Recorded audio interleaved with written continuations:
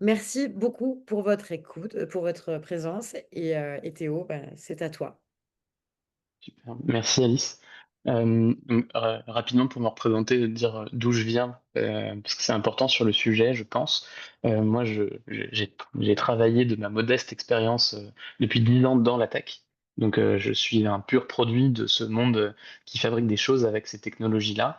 Je suis ingénieur en analyse de données et en IA, donc depuis ce moment-là. Et comme tu le dis, j'ai maintenant la chance de le faire plutôt sur des thématiques engagées pour la justice sociale et environnementale, mais ça fait quand même que j'ai eu l'occasion de soit travailler directement, soit comprendre globalement un peu ce qui se passe autour, et avec l'accélération qu'il y a ces 2, 3, 4, 5 dernières années, il y a encore plus de choses à dire et encore plus de sujets de discussion et d'inquiétude sur lesquels c'est important d'avoir ces informations-là en tête. Et donc aujourd'hui, je vais essayer de vous raconter donc là, pendant 45 minutes, je vais partager mon écran.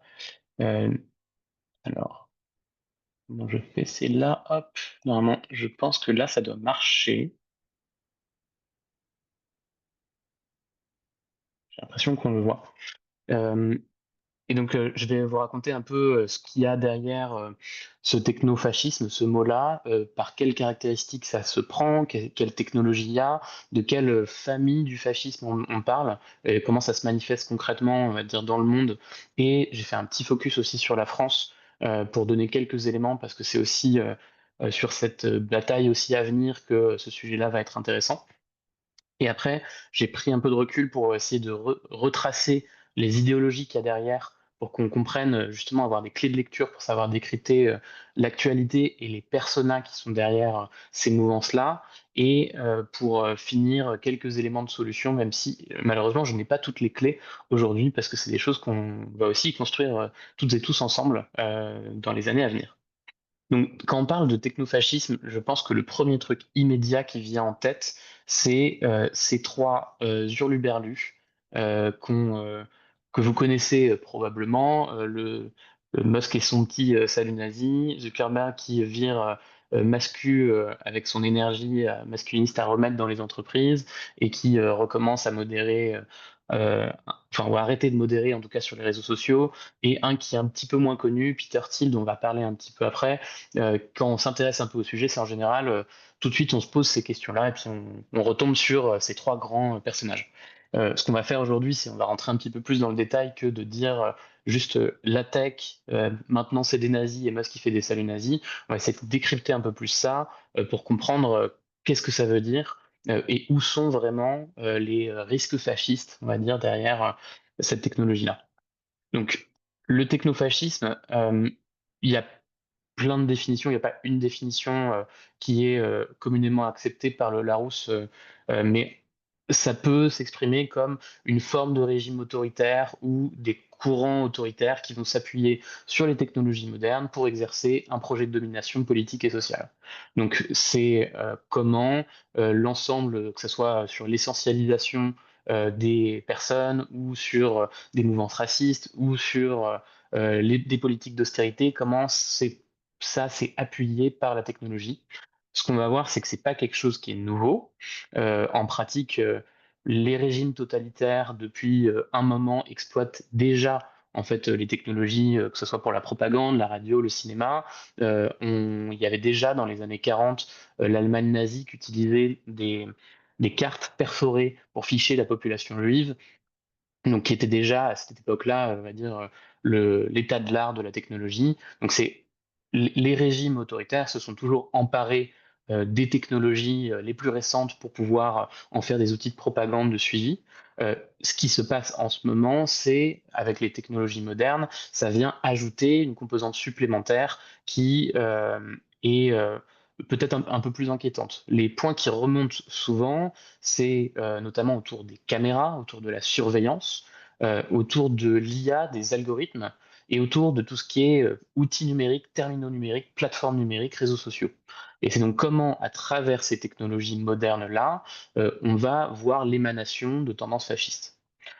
Avant de revenir un peu plus dans le détail, je vais déjà juste repréciser, parce que peut-être que c'est pas si évident pour tout le monde, quelques éléments sur qu'est-ce que c'est que la tech quand on parle de la tech? Il y a plusieurs choses. Bien sûr, on pense aux géants de la tech, on pense aux milliardaires qui sont à leur tête. Donc Musk, qui est peut-être, je ne sais pas si aujourd'hui il est encore l'homme le plus riche du monde ou s'il est deuxième, mais en tout cas il est dans le top 3 des milliardaires les plus riches du monde. Sur l'écran, je vous montre le top des capitalisations boursières dans le monde aujourd'hui.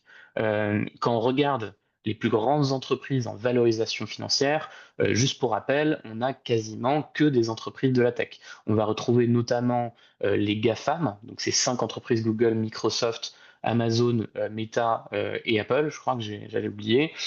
Nvidia, qui est aussi dans le top 3, qui était même dans le top 1 il y a encore quelques mois, qui est donc une des entreprises qui fabrique des cartes graphiques pour pouvoir faire de l'intelligence artificielle. On retrouve aussi Broadcom. J'avoue que je ne connaissais pas cette entreprise avant de trouver cette slide, alors que Broadcom est du coup un autre des leaders mondiaux des data centers, des semi-conducteurs et des puces de calcul. Et à la limite, on va retrouver peut-être Tesla, qu'on pourrait considérer comme une entreprise de tech, qui ne fait pas que des voitures, qui fait aussi des robots d'ailleurs, et qui fait beaucoup de technologies embarquées en tout cas dans des outils. Donc ça fait que dans le top 10 des plus grandes capitalisations au monde, on a quand même 8 entreprises de la tech, un fonds d'investissement et une entreprise fossile. Un autre point sur la tech, pour se rendre compte contre quoi on se bat, si on peut dire ça, en tout cas sur ce monde de la tech, c'est important de parler aussi des lobbies. Les lobbies de la tech, pour avoir une idée, c'est les premiers lobbies à Bruxelles, de très très loin. Les 3 entreprises qui dépensent le plus à Bruxelles, c'est Google, Microsoft et Facebook. Google, c'est le premier lobby qui dépense 6 millions d'euros par an, largement. Et globalement, ensemble, les entreprises de la tech dépensent 110 millions d'euros par an pour faire du lobbying à Bruxelles. Donc on a quelque chose quand même qui est assez massif, qui représente en gros la première puissance, force économique au monde. Et donc forcément, quand cette force économique s'intéresse ou a des connotations politiques, ça peut avoir des impacts sur la démocratie qui sont plutôt substantiels. Et c'est donc ça qu'on va étudier. Hein, les 3 grandes composantes qui ressortent quand on s'intéresse à ce sujet, c'est, pour essayer de le synthétiser, un sujet de propagande, un sujet de surveillance et un sujet d'optimisation. Donc, j'ai rentré dans les 3 en donnant à chaque fois des exemples pour pouvoir montrer comment ça se manifeste. Quand on parle de propagande, actuellement, le sujet qui revient avec la technologie, parce qu'il y a plein de manières de faire la propagande, c'est notamment le sujet des réseaux sociaux. Comment les réseaux sociaux, au sens large, sont utilisés comme un outil de propagande politique. Je ne vais pas être d'ailleurs la meilleure personne pour en parler. Potentiellement, Alice, tu auras plein d'autres gens à inviter qui pourraient parler spécifiquement des réseaux sociaux. On sait que euh, Elon Musk a racheté X, que les réseaux sociaux principaux de Meta, de Facebook, Instagram sont maintenant en propriétaire Mark Zuckerberg, qu'ils ont eu un passif d'être plutôt pro-démocrate, mais aujourd'hui, on a plutôt une tendance à venir s'en servir pour faire de la propagande pour différents mouvements populistes et d'extrême droite dans le monde. On a une polarisation sur ces réseaux qui s'est accentuée et voire parfois une intention de déstabilisation qui est complètement assumée. Elon Musk qui a boosté la popularité de l'AfD sur X. On a une élection en Roumanie qui a été annulée parce qu'il y a eu des ingérences sur TikTok. Donc aujourd'hui, on ne peut plus nier que les réseaux sociaux ont un impact en tant que tel par les les algorithmes de recommandation, par les bulles de filtre, pour pouvoir pousser des messages, pour augmenter la polarisation de la société et favoriser la montée de certains courants. Ça, c'est un constat qui est justifié par de nombreuses études scientifiques. C'est pas quelque chose qui est totalement nouveau, et je reviens peut-être à une première. C'est un peu l'état actuel de quelque chose qui s'était déjà manifesté il y a 20 ans, avec peut-être un des premiers courants utilisant la technologie et qui a fait monter le populisme, qui était avec le mouvement des 5 étoiles en Italie et le personnage de Beppe Grillo, qui était un peu un Zelensky qui est resté comique en Italie. D'ailleurs, c'est la première fois qu'on s'est rencontré avec Alice qui m'avait recommandé de lire Les Ingénieurs du Chaos, le livre de Giuliano d'Ampoli, qui en fait traite principalement de ce sujet-là, pour parler de justement comment la technologie et les personnes derrière vont faire monter des courants populistes en exploitant différents leviers. Donc Beppe Grillo, c'est un comédien italien qui était né dans les années 40, qui était déjà genre plutôt controversé et qui à un moment a rencontré un monsieur qui s'appelait Casaleggio, qui lui était plutôt un entrepreneur, un stratège du web, quelqu'un de l'internet.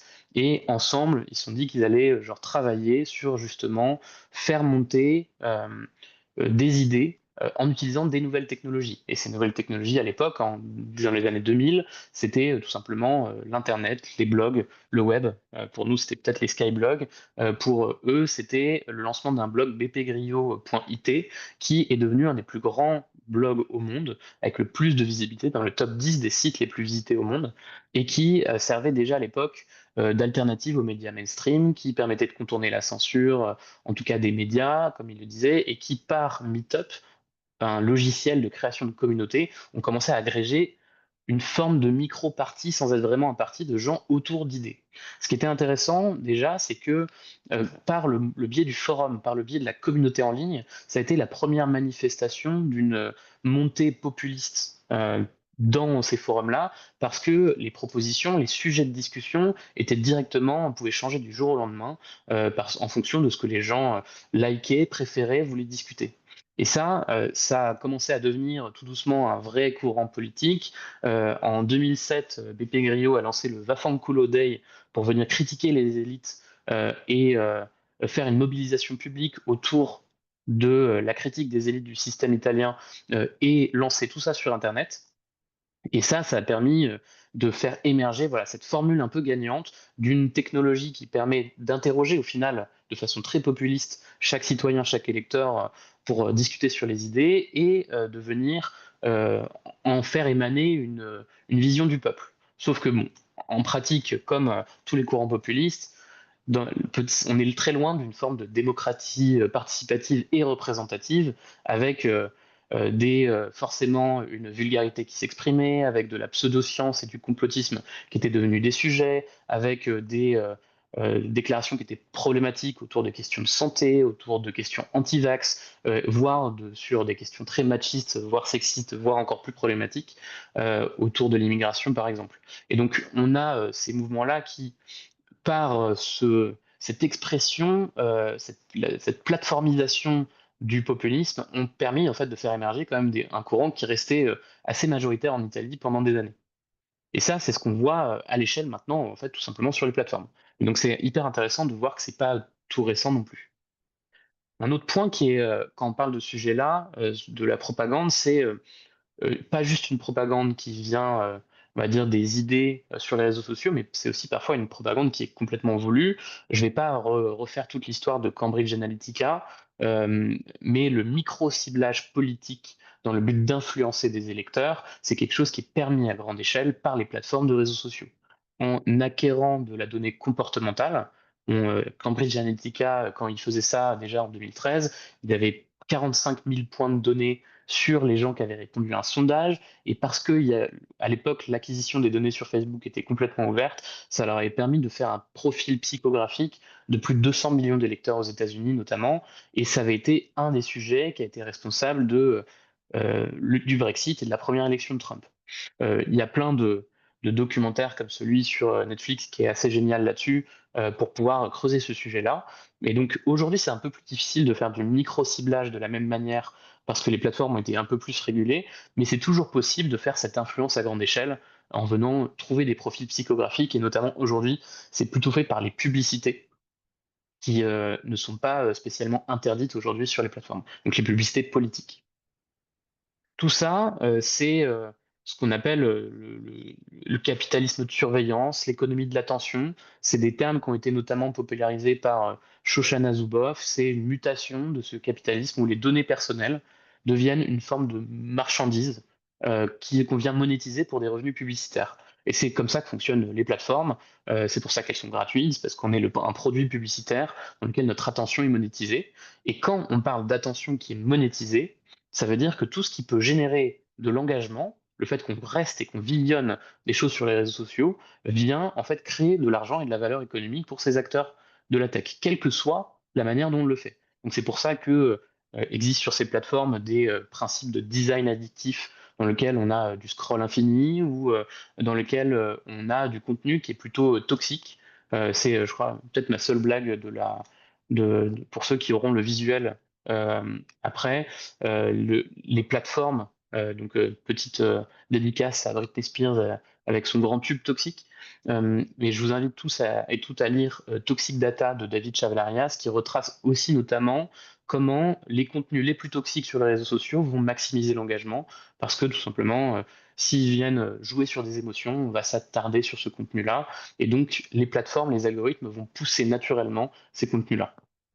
Un point qui est important à rappeler dans ce secteur, c'est que c'est pas du tout quelque chose qui baisse, c'est plutôt quelque chose qui continue d'augmenter. Les revenus publicitaires de Google ont été multipliés par 2,5 depuis 2017. Donc c'est quelque chose qui continue à s'améliorer, avec toujours plein de nouvelles techniques pour capter l'attention et venir créer des nouveaux revenus. Une nouvelle technique là, que j'ai étudiée, je suis en train de finaliser un article qui sortira dans quelques jours sur justement, un nouveau concept pour hacker l'attention qu'on voit proliférer sur les plateformes. C'est justement l'explosion de l'utilisation de l'IA générative pour créer des contenus qui sont absurdes, farfelus, spectaculaires, parfois mignons, mais souvent très dérangeants, sur lesquels on va s'arrêter et qui vont comptabiliser déjà, c'est une tendance qu'on appelle l'AI slop ou la pollution informationnelle et qui explose complètement depuis 6 mois et qui comptabilise déjà plus de dizaines de milliards de vues. Chaque vidéo est un peu plus dérangeante les unes que les autres. Ça marche excellemment bien sur TikTok et sur Instagram. Je vous invite à faire attention à ces contenus-là parce que ils sont vraiment très puissants pour nous faire rester sur la plateforme et les plateformes encouragent ces contenus-là en venant nous proposer d'autres contenus générés par IA qui ne servent pas à grand-chose à part capter notre attention. Donc ça, c'est les plateformes en tant que telles. Et ensuite, il y a une question de message. Un message qui est important aussi, alors il y a des messages de propagande, mais il y a aussi sur Internet, sur les réseaux sociaux, dans une vocation de propagande, il y a toute une contre-culture du web qui en fait s'exprime excellemment bien avec les mouvements populistes d'extrême droite, voire fascistes. Ce que vous voyez à gauche, c'est par exemple des mèmes, donc ces images humoristiques qui ont été générées pendant la campagne de Marine Le Pen pour venir mettre en forme un personnage qu'on appelle Pépé le Frog, qui en fait est un emblème de différents mouvements suprémacistes et fascistes pour dire qu'il faut combattre pour la démocratie. Et ça, c'est des choses qu'on va voir exploser, qui va permettre de créer de l'adhésion, qui sont extrêmement utilisées par les militants d'extrême droite pour venir euh, exploiter en fait toute cette masse et cette culture du web, cette culture populaire sur les plateformes de réseaux sociaux.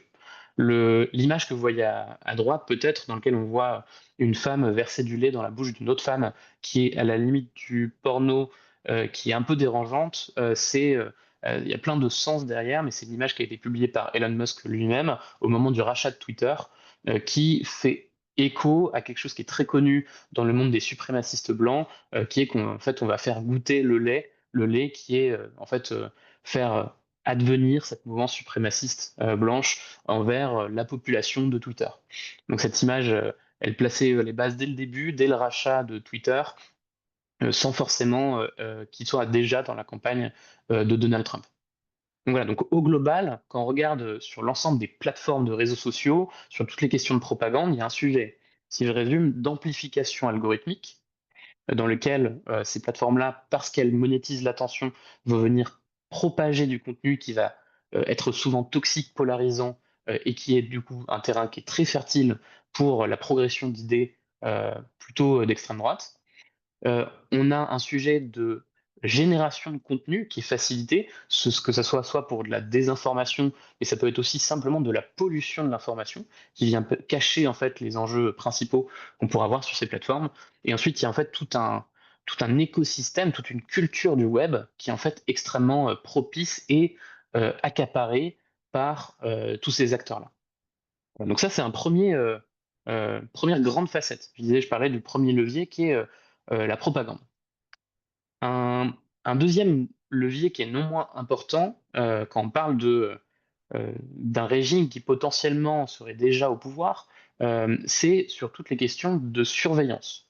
Et ce qui est hyper intéressant d'avoir en tête, c'est que sur l'ensemble de ces idées-là, De la même manière qu'on ne va pas glisser du jour au lendemain dans un régime fasciste tout de suite, encore que, pourquoi pas, on ne glisse pas directement dans un régime de surveillance. C'est une pente progressive, c'est une pente glissante sur laquelle très souvent on va prétexter des raisons de sécurité pour venir faire advenir un régime de surveillance. Donc cette question de sécurité, ça peut être pour plein de raisons. Le sujet principal qu'on voit, c'est le terrorisme, des crises comme par exemple la crise sanitaire, dans lesquelles, pour pouvoir créer cette sécurité pour les citoyens, on vient installer des systèmes de surveillance. Alors c'est déjà quelque chose qui existait en 2015. Alors, pas besoin d'aller aux États-Unis, hein. En France, on est extrêmement fort sur la surveillance. Donc, quand on a eu les attentats en 2015, il y a une surveillance numérique qui a été accrue, pas forcément automatisée, c'est-à-dire qu'on a juste installé plus de caméras, sans forcément avoir une consultation démocratique. On a eu au fur et à mesure une installation de reconnaissance faciale, donc il y a le fichier de TAG sur les antécédents judiciaires qui a été aussi installé et popularisé à partir des années 2010. En 2023, on a eu le sujet de la vidéosurveillance pour les JO qui a été euh, soumis et sur lequel en fait, on a testé, enfin, il y a eu une expérimentation pour tester la vidéosurveillance algorithmique, c'est-à-dire de rajouter de l'IA sur des caméras pour pouvoir automatiquement détecter des comportements violents, potentiellement détecter des visages. Et ça, c'est quelque chose qui avait pour but d'être testé et d'être réalisé juste pendant les JO pour maintenir la sécurité pendant les JO, mais qui en pratique a quand même créé un cas de jurisprudence sur le fait que c'était possible et qui en fait pour plein d'ONG vient en fait ouvrir un chemin assez dangereux sur une installation plus large de la vidéosurveillance algorithmique en France. L'ONG La Quadrature du Net, qui travaille énormément sur ce sujet, parle de technopolis comme cette surveillance automatisée par des outils algorithmiques. Il y a un autre point qui est important, quand on parle de montée des mouvements d'extrême droite, c'est aussi ce levier en fait, qui est très pratique. C'est que si on vient utiliser la technologie pour créer un sentiment de sécurité, on vient en fait permettre de jouer sur des leviers politiques, sur des leviers électoraux, qui permet aussi de tout simplement, parfois c'est très électoraliste, mais parfois c'est aussi pour venir jouer pour faire passer des décrets, pour installer plus facilement des dispositifs. Alors on va retrouver par exemple très souvent quand on parle de ce sujet-là, le personnage fantasmé de la petite vieille qui se fait voler son sac, qui va devenir un prétexte pour installer plus rapidement des caméras de surveillance. Un exemple qui est très courant aussi, c'est sur les enfants kidnappés. Les enfants kidnappés, c'est le meilleur prétexte qui est utilisé aujourd'hui pour installer plus de systèmes de vidéosurveillance. Parce que si on avait des caméras partout, dès qu'on aurait un enfant kidnappé, on pourrait très facilement le retrouver. En pratique, c'est pas exactement comme ça que ça se passe. Il y a eu pas mal de cas, par exemple en Inde, dans lesquels il y a eu une grande campagne pour retrouver des enfants kidnappés par la vidéosurveillance. Et au final, dans les mois qui ont suivi la campagne, c'est quelque chose que pointe la Quadrature du Net. Ces systèmes ont été plutôt utilisés pour le fichage d'opposants politiques plutôt que de retrouver des enfants kidnappés. Donc on est toujours dans cette pente glissante. Je vais pas parler des drones qui maintenant commencent à être autorisés dans les manifestations. Voilà, on a une instrumentalisation de ces technologies de surveillance qui sont de plus en plus puissantes et sur lesquelles très souvent sont installées sans débat démocratique.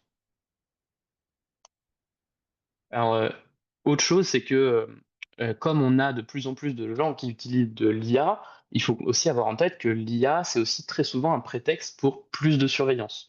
On va reparler un petit peu de la Chine tout à l'heure.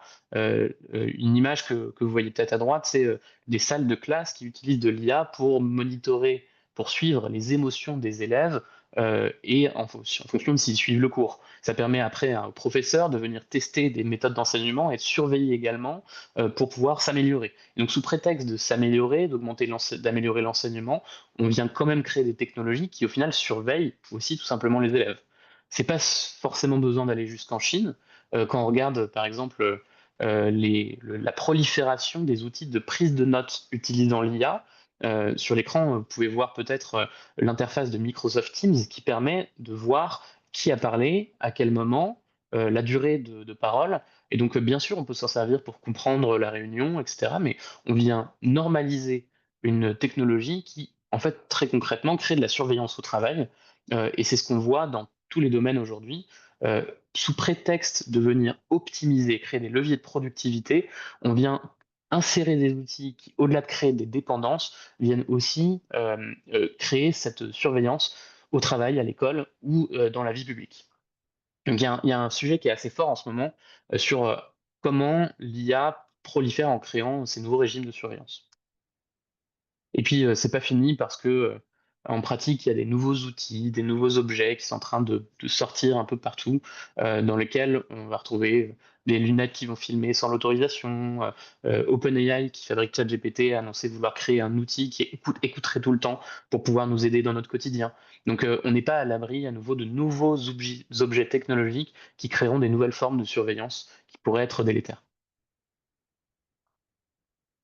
La troisième grande famille d'impact, on va dire, de ces sujets technologiques sur, on va dire, la démocratie, c'est plutôt sur ce que j'ai dit, sur l'optimisation, sur qu'est-ce que ça permet de faire, cette technologie-là. Et à nouveau, on retrouve ce toboggan glissant sur lequel ce qui va être vendu par les entreprises du numérique qui fabriquent ces systèmes-là, et notamment ces systèmes d'IA, c'est plus d'efficacité, plus de productivité. Et tout ça, justement, sous quelque chose qui est très rationnel parce que c'est neutre, un algorithme. Justement, comme ça vient utiliser des chiffres, des données, ça va être neutre et ça va permettre de optimiser sans biais. En pratique, c'est pas exactement comme Théo, ça que ça se passe. Oui, Théo, on a un petit souci pour t'entendre de manière fluide. Éventuellement, vu que tu présentes, si tu peux éteindre la caméra. tout à fait. Super, Vous me merci. direz si Pardon. ça marche mieux. Euh, donc je disais que on voit aussi de la même manière un glissement sur le fait que ces politiques-là, plutôt qu'être de l'efficacité, ça devient souvent des politiques d'austérité, de coupure de coûts, et plutôt qu'être quelque chose d'assez neutre, en fait, ça va créer des nouvelles injustices. Et c'est ce qu'on voit à plusieurs endroits avec l'IA notamment. Un chercheur qui a écrit un livre que je vous recommanderais, qui s'appelle Dan McKillan, a écrit enfin, tout un livre sur l'IA qui serait en fait une forme d'émanation de ces courants fascistes en particulier, notamment parce que, il le dit, je ne dis pas que l'IA est fasciste, mais que c'est la contribution de l'IA qui est un moyen de normaliser des réponses fascistes aux instabilités sociales. Parce qu'avec l'IA, on va pouvoir l'utiliser pour séparer et discriminer des choses et des gens pour préserver un pouvoir existant. Et donc essentialiser des différences structurelles comme des inégalités ou du racisme de façon native. Euh, Au-delà de sa pensée, je vais donner un exemple pour que ça soit un peu plus clair. Je vais prendre un qui est pas tant connu que ça, qui est un peu le même que ce qu'on a avec la CAF en France, dans lequel, au Danemark, ils ont installé tout un système de détection de fraude, notamment sur les indus à la fraude sociale, c'est-à-dire les petites erreurs, ce qu'on ferait dans les déclarations de quelques dizaines, centaines d'euros, et qui viendraient être détectées par un système automatique pour pouvoir récupérer cette fraude-là. Souvent, c'est une fraude qui est pas voulue, qui est vraiment des erreurs pour des personnes qui sont déjà en situation précaire. Et ils ont créé tout un système qui est assez hallucinant, qui va concerner plusieurs millions de Danois, et qui, en connectant au final 60 modèles algorithmiques différents qui sont assez opaques, va au final se retrouver à, par des choix et par la manière dont ils ont configuré l'algorithme, à discriminer plutôt des personnes qui étaient déjà dans une situation précaire, des personnes âgées, handicapées, issues de minorités ethniques. Et ça, en particulier en mettant en plus des données qui sont assez invasives, des données médicales ou des données sur les déplacements internationaux, les liens avec l'étranger ou le statut migratoire. Et donc on a un système qui, à la base, était fait pour de la détection de fraude, mais les choix politiques et informatiques pour créer ce système algorithmique ont fait qu'on a mis au final plein de questions en lien avec l'immigration, la santé, etc. Et donc au final, on vient créer un algorithme qui non seulement est discriminatoire, mais qui en plus vient quand même créer une forme de surveillance de masse sur notamment des questions à nouveau d'immigration par exemple. Et ça, un c'était encore l'année dernière, c'est potentiellement quelque chose qui en fait maintenant est interdit en Europe sous l'AI Act, qui est un règlement européen qui est sorti cette année sur l'IA, mais qui en fait est quand même un système à large échelle, pas besoin d'aller en Chine, de discrimination systémique sur des populations déjà marginalisées. C'est aussi effectivement ce qu'on a en tête quand on pense au régime techno-autoritaire chinois, qui est un peu différent de ce qu'on a en Europe ou aux US, parce que l'État est beaucoup plus en contrôle, que ce soit par les entreprises qui commercialisent les systèmes, par les WeChat et compagnie, qui sont au final dans lesquels toutes les données repassent un moment par le gouvernement chinois, ou par cette surveillance de masse qui maintenant est normalisée complètement en Chine avec un système de crédit, avec on va dire des bons points et des mauvais points. C'est quelque chose qui est déjà là, mais qui a aussi permis de détecter plusieurs millions de Ouïghours pour venir les... je ne sais pas exactement d'ailleurs ce qu'ils ont fait, mais en tout cas qui a permis de les détecter et de créer ce système de répression envers cette population. C'est ce qu'on retrouve également quand on parlait tout à l'heure d'essentialiser les différences, de venir créer des discriminations. C'est ce qu'on va retrouver sur toutes les questions de police et de justice prédictive. Alors, il y a énormément de cas aux États-Unis de problématiques avec des algorithmes automatiques qui, au final, ont venu créer des situations de précarisation supplémentaires. Le cas le plus connu, c'est le cas de l'algorithme Compass, qui est encore en actualité, qui existe depuis une dizaine d'années, sur lequel, en fait, au final, en mettant plein de données sur le risque de récidive, ça crée un score de 1 à 10 sur la probabilité de récidive d'un individu au moment d'un crime. Sauf qu'avec les informations qu'ils ont choisies pour mettre dans la machine et apprendre à partir de ça, ils ont au final créé un système qui naturellement va être biaisé pour discriminer les personnes racisées, et pour celles et ceux qui voient l'écran, on va avoir du coup des personnes qui sont multirécidivistes, plutôt blanches, qui vont avoir un score de risque qui va être plus faible que des premiers offenders, donc des gens qui ont fait leur premier crime pour la première fois, qui sont plutôt minimes, mais qui seraient des personnes qui seraient racisées. Et ça, non seulement un système qui est discriminatoire, mais qui va se retrouver à être au final presque auto-apprenant, parce qu'on vient potentiellement renforcer une surveillance policière aux endroits, donc on va plus détecter, donc au final, on va créer plus de cas parce que ces populations-là sont pointées du doigt, ou alors parce que ces personnes-là étant à risque plus fort, elles vont se mettre dans des nouvelles situations de précarité qui pourraient créer des cercles vicieux, les entraînant aussi vers le crime. Et c'est ce qu'on a vu aux US, sur les plein d'études ont montré que ce système-là, qui fonctionne toujours, est venu accentuer les discriminations envers les personnes racisées dans les endroits dans lesquels cet algorithme était en place.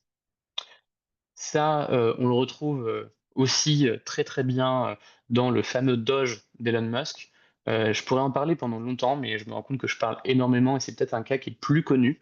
Mais l'exploitation algorithmique qu'on vient mettre à grande échelle pour au final servir de démantèlement de l'État et de venir faire sous prétexte d'optimiser, de réduire les coûts, au final, on vient supprimer des fonctions dans l'environnement, on vient supprimer des fonctionnaires, on vient tout simplement démanteler le service public pour venir voir émerger des alternatives privées.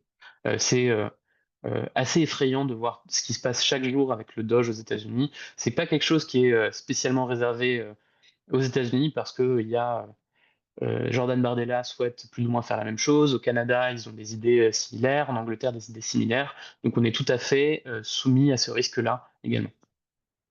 Et puis, comme je disais, c'est pas si on prend juste ce sujet d'optimisation, de discrimination, c'est pas fini totalement. Il y a des nouvelles technologies qui arrivent, de l'automatisation prononcée avec de l'IA, des robots qui sont poussés notamment à nouveau par Elon Musk et les robots Optimus qu'il fait chez Tesla, qui rajoutent une couche supplémentaire potentiellement qui va créer des nouvelles discriminations à partir de ces technologies. Donc voilà, on a vu trois grandes familles de manifestations de ce technofascisme.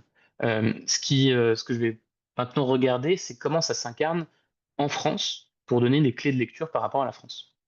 Et donc, le premier point, il y a notre cher ami Pierre-Édouard Sterrin, dont je pense on a beaucoup parlé dans les différents épisodes de ces webinars, qui est une des figures de ce technofascisme à la française en France par l'ensemble de ces investissements, de ces fonds d'investissement qui investissent dans les boîtes de la tech.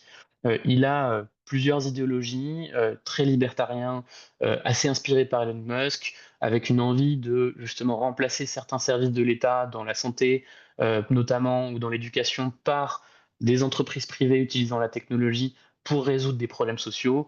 Donc il y a aujourd'hui, par les biais de ces financements et de ces entreprises, plus d'une cinquantaine d'entreprises qui travaillent activement sans forcément assumer cette position-là, mais à cette vision-là libertarienne utilisant la technologie pour venir démanteler les services publics.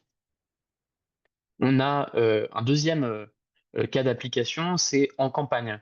En campagne, c'est important de noter que avec une analyse de l'ONG AI Forensics, pendant les législatives françaises, ils ont pu démontrer que l'exploitation de l'IA générative pour générer du faux contenu et venir l'amplifier sur les réseaux sociaux, c'est quelque chose qui a été exclusivement réservé à l'extrême droite, avec peut-être une occurrence de l'UDI. En créant du contenu sur l'immigration massive, sur l'ouverture des frontières, sur l'Europe également, ou sur l'islamisation de la société européenne. Donc ça, c'est quelque chose qui a été énormément utilisé par le Rassemblement national, par Reconquête et par les Patriotes pendant la campagne des législatives. Au global, le RN, c'est assez intéressant de comprendre comment il se positionne sur ce sujet.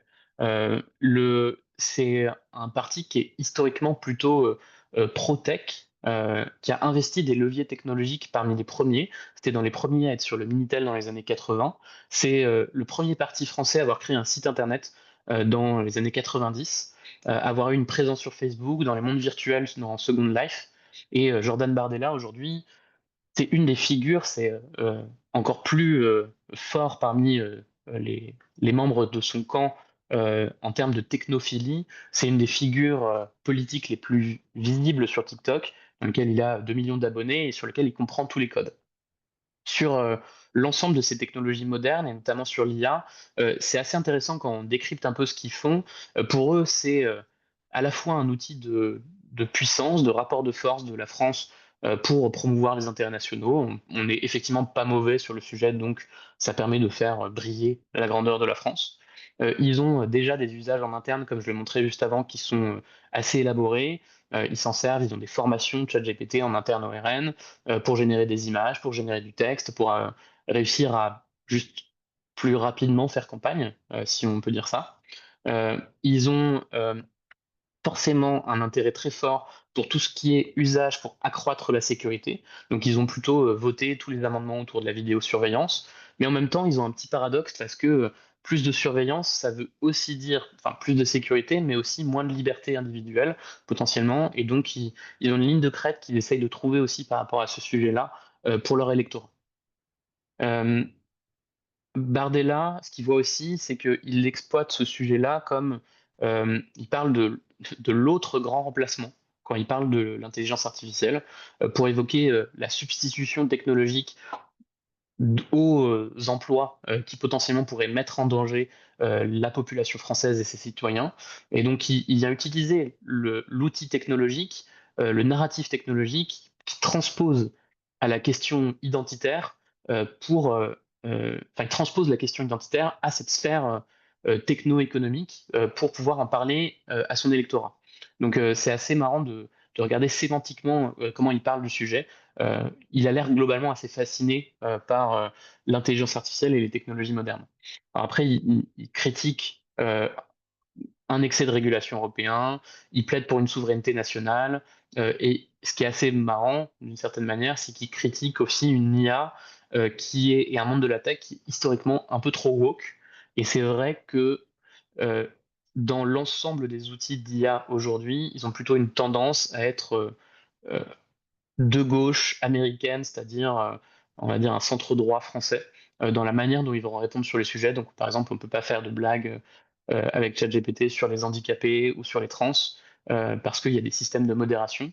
Et c'est en train de se droitiser. Aujourd'hui, l'ensemble de l'IA est en train de se droitiser, intentionnellement ou pas, ça on ne sait pas, mais ça reste plutôt quelque chose qui n'est en moyenne pas d'extrême droite. Donc, il plaide pour la création, de la même manière qu'il y a le réseau Truth Social, le réseau social de Donald Trump, la création d'IA qui serait de vérité pour le peuple, et donc en gros une IA d'extrême droite. Donc ça, fait partie des choses.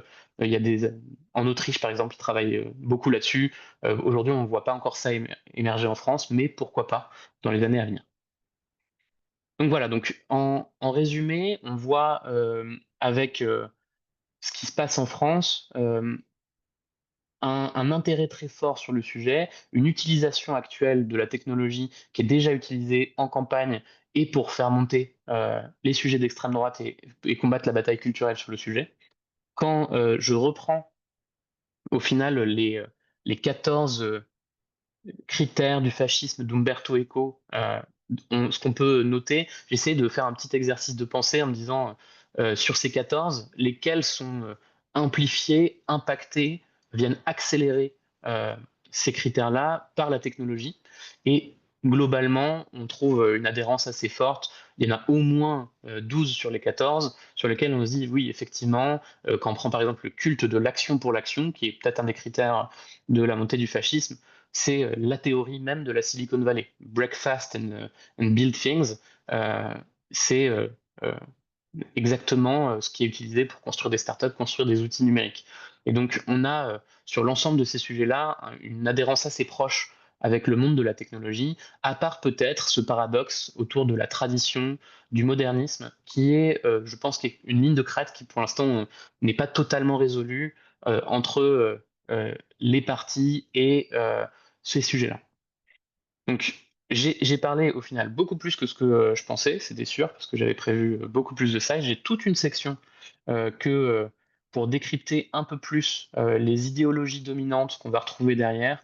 Je voulais vous refaire plein d'histoires sur l'eugénisme, sur le libertarianisme et comment ça se matérialise dans le transhumanisme, dans l'extropianisme, qui est enfin, vraiment cette idéologie de la Silicon Valley de croissance illimitée, de technosolutionnisme poussé à l'extrême, de singularitarisme, le fait que il y a potentiellement une IA ultime à l'horizon, qui est une grande idéologie dans laquelle, en fait, qui presque transcende la technologie comme le futur Dieu, qui est une idéologie qui est assez forte aujourd'hui dans la Silicon Valley, où toutes les idéologies autour de l'espace, du rationalisme, de le fait d'utiliser, quand on utilise de la data et des chiffres et des algorithmes, on peut prendre des décisions qui ont l'air très rationnel, pas biaisé politiquement et forcément mal exploité. Ça vient en fait faire exactement le contraire, c'est ce qu'on vient de voir, ou parler d'altruisme efficace ou de long-termisme, qui est peut-être un des plus importants, le fait que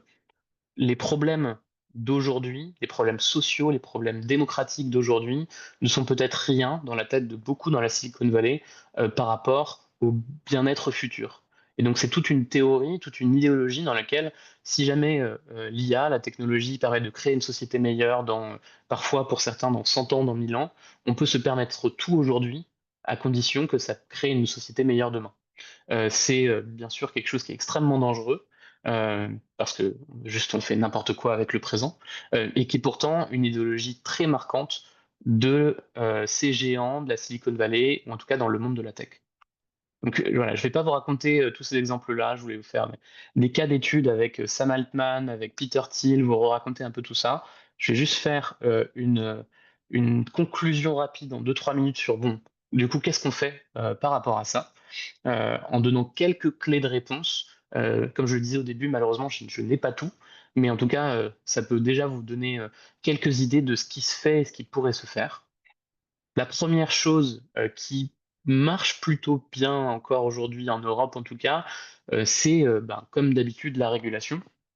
Il faut aujourd'hui, malgré les lobbies de la tech qui sont les plus importants, il y a quand même quelques régulations en Europe qui permettent d'avoir une certaine protection démocratique et sociale, notamment le DSA et le DMA qui existent, donc le Digital Services Act et le Digital Market Act, qui permettent de protéger les droits fondamentaux des utilisateurs, de lutter contre les contenus illégaux et la désinformation. Et si on peut prouver, par exemple, avec le DSA, qu'il y a un risque systémique pour la société européenne d'avoir, par exemple, une information qui se propage sur l'anti-vax, par exemple, euh, le DSA a le pouvoir de fermer le marché européen euh, à cette plateforme de réseaux sociaux ou d'infliger une amende qui est pour le coup pas ridicule et qui est plutôt problématique pour ces géants du numérique.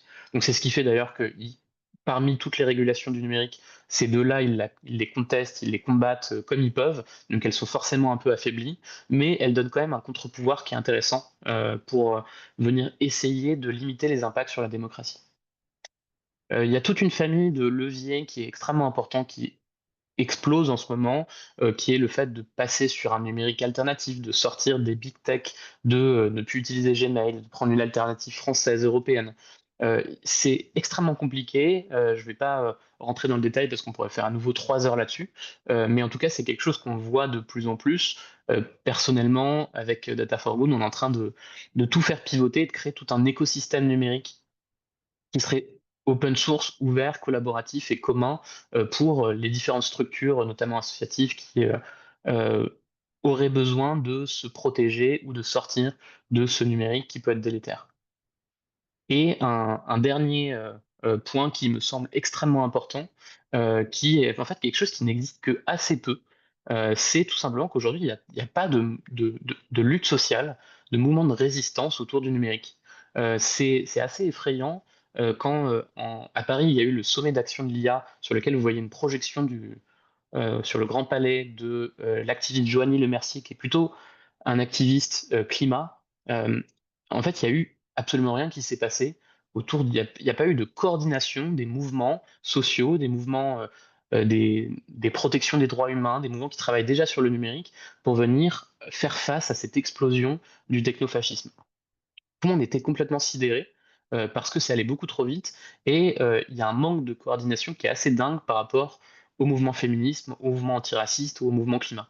Et les seuls qui ont fait quelque chose pendant ce sommet-là, c'est justement ces mouvements-là qui n'étaient pas des mouvements du numérique, mais plutôt des mouvements de toutes ces luttes qui ont déjà l'habitude de le faire. Et donc aujourd'hui, il y a tout un enjeu à venir politiser le sujet du numérique, le rendre accessible pour l'ensemble de ces mouvements, justement, et pour le mouvement du numérique de venir s'inspirer de tous ces mouvements de lutte sociale qui ont été pavés par plein de gens qui ont fait des choses assez géniales, qui fonctionnent en tant que contre-pouvoir. Voilà, je vais m'arrêter là parce que sinon je vais être vraiment trop long. J'ai toutes les sources, toutes les recommandations qui sont peut-être pas mises dans le chat, mais que je pourrais envoyer après. J'imagine que côté Académie des futurs leaders, vous pourrez les envoyer. Et j'ai plein de livres à vous recommander qui globalement sont aussi les sources de cette présentation aujourd'hui et qui sont tous assez géniaux pour comprendre un peu mieux le sujet et s'ouvrir les chakras sur ce technofascisme. Je vais boire un verre et je m'arrête de parler. Merci Théo. Oui, on te laisse boire un verre. Merci, c'était hyper complet. Il y a quelques questions dans le chat sur les alternatives auxquelles tu as répondu, mais peut-être, alors, il y a une question qui est comment se protéger, comment résister, et je pense plutôt de manière aussi individuelle, qu'est-ce qu'on peut faire? Et moi, j'aimerais élargir aussi un petit peu en citant un exemple très concret. Tu as cité David Chavalarias.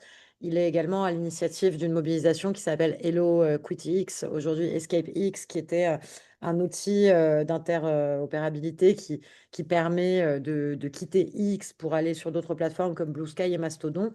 Or, quand l'initiative s'est formée, il y a eu de la part de groupes d'extrême droite, une action de réponse très coordonnée. Le premier jour, ça a été des influenceurs qui ont fait des lives pour dire que David volait l'argent des Français, quoi. En gros, détourner l'argent des Français pour se battre contre Elon Musk. Donc, ça a engagé beaucoup de cyberharcèlement. Le deuxième jour, ça a été 3 questions au gouvernement de la part de députés RN ou affiliés, qui sont sortis d'ailleurs des écoles financées par Pierre-Édouard Stérin. Et le dernier jour, c'était une plainte du cercle Droits et Libertés, également financé par Pierre-Édouard Stérin, un cercle d'avocats ultra-libertariens. Et donc, on voit qu'il y a des processus quand même contre les actions qu'on peut monter de résistance, des processus de guérilla juridique, raid, etc. Donc, à échelle individuelle, la première question, c'est peut-être quelles sont les solutions et aussi comment on peut se protéger parce qu'on sait que enfin, derrière, il y a des gens qui sont très, très offensifs. Des clés de réponse que je peux avoir, mais qui ne font que paraphraser des gens qui sont bien meilleurs que moi sur le sujet, en tout cas des plateformes de réseaux sociaux pour parler de ça. Euh, Hello Kitty, ça a quand même plutôt bien fonctionné, hein. La France est le premier pays dans lequel il y a eu le plus de départs de X, et notamment pas que en nombre de personnes, mais aussi en nombre d'abonnés, avec des grands médias qui sont partis. Ce qui est compliqué sur le sujet, c'est que c'est difficile de créer un réseau social qui serait une alternative attirante parce que genre un réseau social vient avec enfin, en fait tout ce fonctionnement là qui fait que si jamais genre, on n'a pas ces followers qui viennent avec nous, ben, au final on n'a pas de contenu non plus. Je sais pas si vous avez testé en fait que ce soit Blue Sky ou Mastodon. Moi j'ai pris un peu de temps à me reconfigurer mon feed et c'est devenu mon nouveau réflexe. Je vais pas dire ma nouvelle addiction parce que quand même ça c'est vite limité, mais en fait, c'est pile poil la qualité et le nombre d'informations que je suis très content d'avoir. Donc ça marche plutôt bien. Et ce qui est intéressant avec ces Blue Sky et Mastodon, c'est effectivement toute cette question d'interopérabilité. Et je renvoie à tous les gens qui ont travaillé derrière Free Your Feeds, qui est l'initiative justement pour travailler sur les alternatives aux réseaux sociaux. Et notamment, un webinar où j'avais moi-même interviewé Marc Fadoul de l'ONG AI Forensics qui raconte tout ça avec plein d'alternatives et plein de clés individuelles. Donc je renvoie vers ça à l'échelle individuelle sur les plateformes de réseaux sociaux. Sur les outils numériques un peu plus larges, que ce soit par exemple les mails, le cloud, etc. Honnêtement, ce qui est assez dingue, c'est que les alternatives il y en a plein qui sont plutôt satisfaisantes. Par exemple, toute la suite Proton marche très bien à la place de toute la suite Google. Il y a Infomaniac qui font des choses assez géniales avec leur suite aussi. Et il manque encore euh, pas mal d'outils sur lesquels c'est pas toujours aussi simple, c'est pas toujours aussi beau, c'est pas aussi bien fait, c'est normal, il y a moins d'argent. Et donc, à l'échelle individuelle, c'est possible de passer à des alternatives, mais comme d'habitude, tout ne se fait pas que à l'échelle individuelle. Derrière, il faut que les pouvoirs publics s'emparent de ce sujet-là et financent de façon pérenne et équitable ces alternatives françaises, européennes, open source, qui pourraient être aussi des clés pour sortir de ces chaînes de dépendance envers ces géants du numérique et affaiblir du coup ce pouvoir qu'ils ont sur, en tout cas, au moins la France. Il y a une question slash commentaire dans le chat qui dit, bah, d'une part, on retrouve évidemment les investissements de ce terrain dans les entreprises technologiques censées valoriser le patrimoine ou une certaine idée de la famille. Et puis même, on pourrait développer jusqu'à certains de ces anciennes filiales comme le fonds d'investissement qui s'appelle First en ce moment. Et je vais peut-être rajouter un petit mot là-dessus après. On peut facilement cocher toutes ces cases tradis, conservateurs, antimodernistes. Et sur les contre, enfin sur les critiques, la personne dans le chat dit il y a eu plusieurs contre-sommets, Eric Sadin, député Cormand, mais aussi des mouvements anti-technologiques qui peuvent être très réactionnaires. Et il y a aussi beaucoup de mouvements localisés, syndicaux, critiques des écrans, etc.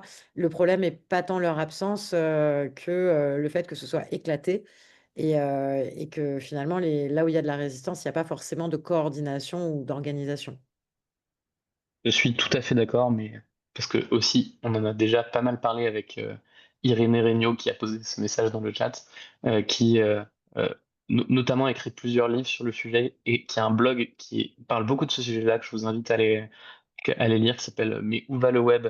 Et un livre qui est assez génial qui s'appelle Technologie partout, démocratie nulle part, que Irénée a écrit, qui justement parle un peu de ces sujets-là. Et c'est vrai que il y a je suis assez d'accord, c'est pas tant que ça n'existe pas, c'est plus qu'ils sont pas coordonnés.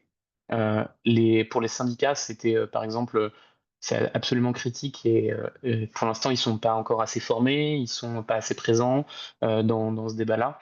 Et donc, c'est en train de monter et c'est effectivement très important que ça se fasse en se coordonnant pour pouvoir créer, enfin, résoudre cet éclatement-là. Et parfois, je rajoute un commentaire, parfois, en fait, les incursions ultra-libertariennes ou réactionnaires, on ne les voit pas forcément venir. Dans le portefeuille d'Otium Capital de Pierre-Édouard Sterrin, on retrouve des entreprises comme Payfit, qui est un logiciel de paye, dont un des cofondateurs a fait partie des soutiens du Fonds du bien commun. Et le fonds First, dont je parlais tout à l'heure, vient de lui donner beaucoup d'argent pour lancer une entreprise, je ne sais pas si tu en as entendu parler, qui s'appelle Orasio, ça vient de sortir, qui développe une intelligence artificielle de nouvelle génération appliquée à la vidéo pour transformer les images, je cite leur site, en informations utiles, compréhensibles, exploitables dans le respect des réglementations européennes et des libertés fondamentales. Et donc, c'est là aussi que parfois le diable peut se cacher dans les détails parce que sous couvert de souveraineté française, souveraineté européenne, finalement, on a quand même des batailles culturelles et idéologiques, qui vont se positionner et qui peuvent piéger facilement, à la fois le public, mais aussi parfois des investisseurs ou, les institutions, comme la Ouais, BPI tout à par fait. J'ai regardé Eurasio, tu dis? Orasio, Orasio, ça vient de sortir, j'aurais dû te l'envoyer peut-être. On va jeter un œil, le cofondateur en question, Oh, c'est Florent Fournier, avec un S. Donc, ça, c'est des est-ce que tu as d'autres, exemples comme ça? Parce que c'est vrai que dans le milieu de la tech, il oui. y a pas forcément une forte culture politique. Et moi, enfin, ça a toujours été aussi, des univers dans lesquels, ben, on va enfin, soit c'est technosolutionniste, enfin, quelqu'un me disait il y a pas longtemps: «L'avenir de l'IA, soit c'est Peter Thiel, soit c'est Sam Altman, soit c'est Audrey Tang». Et c'est vraiment 3 visions du monde extrêmement différentes. Audrey Tang, c'est, pour information, c'est Euh, ouais, c'est la L'ancienne ministre, ministre Taïwan. ancienne ministre du numérique de Taïwan, qui fait énormément pour la démocratie. Euh, Bah en fait, il y a tellement d'argent que c'est vrai que c'est difficile d'imaginer que il y ait d'autres courants qui émergent. Je sais pas euh, si Sam Altman, enfin, genre, on aurait pu en parler un peu plus longtemps, parce que moi, c'est peut-être un de ceux qui m'effraie le plus. Parce qu'il y a un complexe de Dieu qui est assez dingue. Si vous lisez son manifeste sur l'IA, qui est un technosolutionnisme poussé à l'extrême, qui vient complètement détourner des enjeux du réel, moi, ça m'effraie un peu. Globalement, il y a quelque chose à inventer. C'est toujours un peu le problème avec ce sujet des nouveaux récits sur le numérique, c'est que en fait, on ne sait pas trop. Moi, on m'a posé la question, est-ce qu'il faudrait qu'il y ait des mini data centers avec qui marcheraient pour des communautés, par exemple, sur des applications essentielles pourquoi pas, pour être importantes pour le chauffage ou pour la santé, je ne sais pas. Euh, il y a, qu'est-ce qu'il faut emprunter au mouvement des ludites? Qu'est-ce qu'il faut emprunter au monde des low-tech quand on parle d'IA? Honnêtement, pour le coup, j'ai pas du tout les clés de réponse. Je réponds en même temps à Michael Doré dans le chat qui dit est-ce qu'on devrait se détourner de ces IA type ChatGPT à cause du risque de surveillance de masse? Je ne sais pas. Par contre, ce qui, moi, m'interroge plus, c'est notamment pour reparler des syndicats, euh, il faut faire attention à ces données personnelles, etc. Faire attention à la dépendance cognitive qu'on vient créer quand on vient utiliser ces outils. Par contre, je trouve que le risque de surveillance de masse, il vient s'installer quand soit c'est, par exemple, une entreprise qui va forcer l'application d'un outil à ses employés et ses salariés, ou un État qui va genre faire des collaborations avec des entreprises de la tech pour venir forcer l'IA auprès de la population. Et OpenAI, par exemple, qui commercialise ChatGPT, ils ont fait un truc effrayant la semaine dernière. Ils ont sorti OpenAI for Countries, qui est donc un accord qu'ils vont passer avec certains États dans lequel ils vont mettre dedans développer des data centers. Ils viennent de faire ça avec les Émirats Arabes Unis un abonnement euh, ChatGPT payant pour toute la population, par exemple. Et surtout, et je vais reprendre exactement la citation que j'avais notée, qui, moi, m'a glacé le sang. Euh, dans lequel ils disent, pardon, je la cherche, et encore sur Orasio,